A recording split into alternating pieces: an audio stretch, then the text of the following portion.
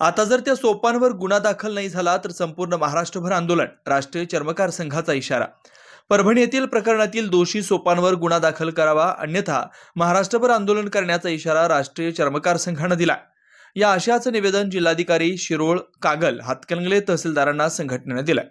परभणी येथील डॉक्टर बाबासाहेब आंबेडकर यांच्या स्मारकासमोरील संविधानाची प्रतिमा रोडवर फेकून दिल्याबाबत विषय असून सोपान दत्तात्रय पवार, राहणार मिर्जापूर तालुका, जिल्हा परभणी, या व्यक्तीनं उचलून रोडवर फेकून दिले असा आरोप करण्यात आला।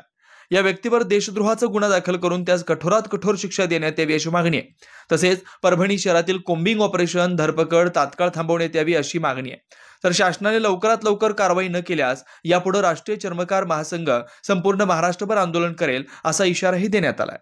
कोल्हापूर येथे राष्ट्रीय महिला अध्यक्ष सरोजताई बिसुरे, जिल्हाध्यक्ष दीपक खांडेकर, ग्रामीण जिल्हाध्यक्ष आनंद चव्हाण, कार्याध्यक्ष संतोष बिसुरी, जिल्हा संघटक सुखदेवजी सातपुते, मनीषा डोईफोडे, आरती कामटे, कृष्णा त्रोटे, रामचंद्र रोटे उपस्थित होते। कागल येथे माजी नगराध्यक्ष प्रकाश गाडेकर, राज्य सल्लागार रावसाहेब चव्हाण, पश्चिम महाराष्ट्र अध्यक्ष सुनील माने आणि इतर समाज बांधवांनी कागल तहसीलदार येथे निवेदन दिलं।